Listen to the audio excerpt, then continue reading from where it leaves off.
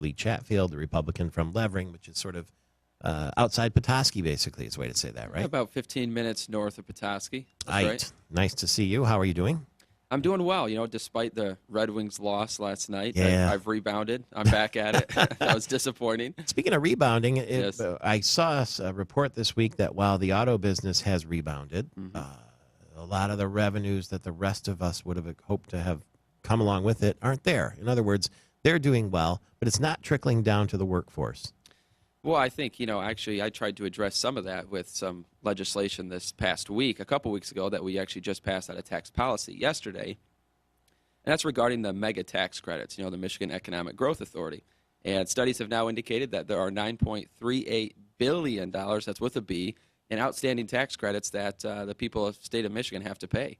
And so I actually introduced legislation that said the credits that are existing, these are individual contracts with corporations. We need to honor our word. A deal's a deal. However, we need to prevent this administration or any future administration from amending these tax credits in any way that would add more liability to taxpayers. So let's honor our deal. We can't tell the rest of the country that Michigan's not a good place to do business. We can't make a contract with someone and go back on it. So I felt like, and I think the vote in committee proved this. This is a common sense, bipartisan approach to bringing in these tax credits, saying enough is enough. We gave them their fair share. Now we need to start looking out for taxpayers. Just the autos or across the board? It's across the board, but obviously the studies have shown that over half of the tax credits that have been cashed in have been from the big three. And I'm guessing, and studies are showing, while they are difficult to show, I wish transparency was a little increased in these tax credits, that the majority of them that are outstanding also are to the big three as well. A lot of people thought, and it looked like it was happening, that there would be a vote this week on the auto no-fault change. Some people call it reform. I don't know how you feel about it. What's happened? Well, I think this is indicative of term limits. Okay, I mean, there were 43 incoming freshmen, so I know that going into my caucus, there are many freshmen in there where, while the no-fault discussion has been going on for years in Michigan, I don't believe that this has been, quote, rushed. People knew we were going to attempt to do this. This was on the Republican action plan of the House caucus. So this is no surprise to anyone, but I think many of us freshmen are still wrapping our minds around it and trying to continue to study it, and we're trying to talk with all the stakeholders and how this will affect everyone. I do believe Michigan's auto no-fault system needs to be reformed, and I think there's many who believe that. Now, finding the best reforms, saving consumers, and bringing down insurance costs, that's our number one priority. We need to look out for our constituents, and we're just trying to find the best solution to do that. This portion of reforming auto no-fault has to do with if you're critically injured, lifetime, catastrophic accident, and you get wall-to-wall coverage, insurance coverage, no questions asked.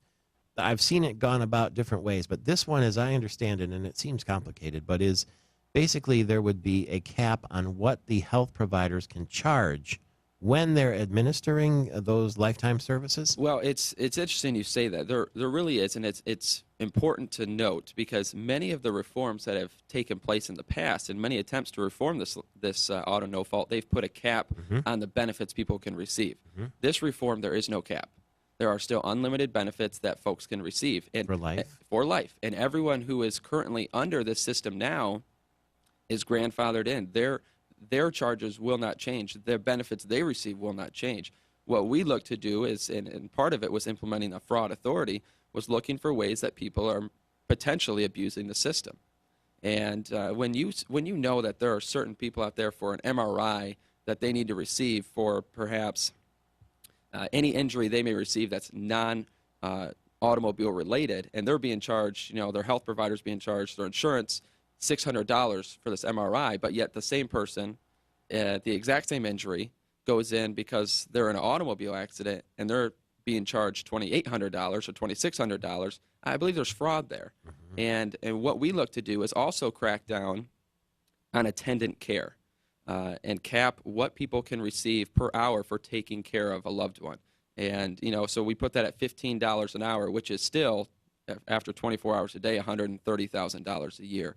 So, this could happen to any of us. We need to remember that.